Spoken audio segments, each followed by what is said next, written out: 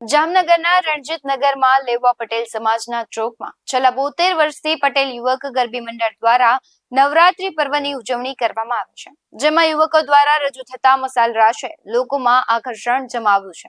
શ્રી પટેલ યુવક ગરબી મંડળના યુવાનો પરંપરાગત મસાલ રાસમાં અંગારા પર ગરબે ઘૂમી લોકોના આકર્ષણનું કેન્દ્ર બની રહ્યા છે। જામનગરમાં થતા આ રાસ ગરબાને જોવા માટે મોટી સંખ્યામાં લોકો આવી પહોંચે છે, ત્યારે જામનગર શહેરમાં વિવિધ વિસ્તારોમાં પ્રાચીન અર્વાચીન ગરબીઓ દ્વારા મા શક્તિની આરાધના મહાપર્વ નવરાત્રીને ભક્તિ ભાવ સાથે ઉત્સાહ ભર્યા માહોલમાં ઉજવવામાં આવી રહ્યું છે। વિશાળ સ્ટેજ પર પરંપરાગત કેડિયું અને ચોયણીના વસ્ત્રો પરિધાન કરીને આ ગરબી મંડળના ખેલૈયાઓને નિહાળવા રાત્રે મોટી સંખ્યામાં માનવ મહેરામણ ઉમટી પડે છે। જામનગરના રણજીતનગર લેવા પટેલ સમાજ પાસે શ્રી પટેલ યુવક ગરબી મંડળના તલવાર રાસની જામનગર વાસીઓ ભારે પ્રશંસા કરતા હોય છે। હાથમાં ખુલ્લી તલવાર સાથે શક્તિ અને શૌર્યના પ્રતીક સાથે ગરબે ઘૂમતા ખેલૈયાઓ સૌનું મન મોહી લેતા હોય છે। ત્યારે શિવજીના હાલરડા અને ઘડવૈયા મારે ઠાકોરજી નથી થવાનું આ ગીતો સાથે યુવાનો ઉત્સાહથી તલવાર રાસ રજૂ કરતા હોય છે। વધુમાં વાત કરું તો જામનગરના રણજીતનગર પટેલ સમાજ પાસે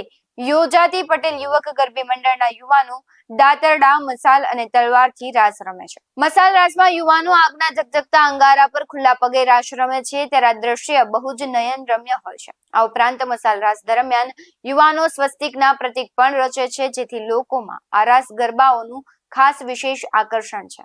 અંદાજિત 70 વર્ષથી ઉપરથી આ પરંપરાગત આપણી સંસ્કૃતિને જાળવણીનું એક કામ કરે છે। હું પણ આ જ ગરબીનો એક ખેલૈયા હતો।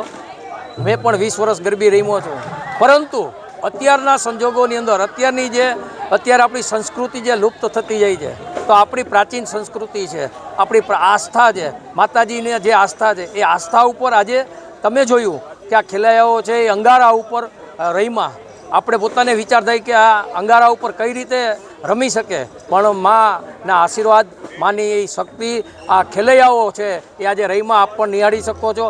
લોકોને પણ હું વિનંતી કરું છું કે આજે લુપ્ત થતી આપણી સંસ્કૃતિ છે, ભારતીય સંસ્કૃતિ છે અને આસ્થા છે, એ જળવાઈ રહે અને આ ખેલૈયાઓ છે માતાજીના એના આશીર્વાદ એના ઉપર વરસી રહે અને આયોજકો ઉપર પણ માતાજીના આશીર્વાદ વરસે એવી પ્રાર્થના।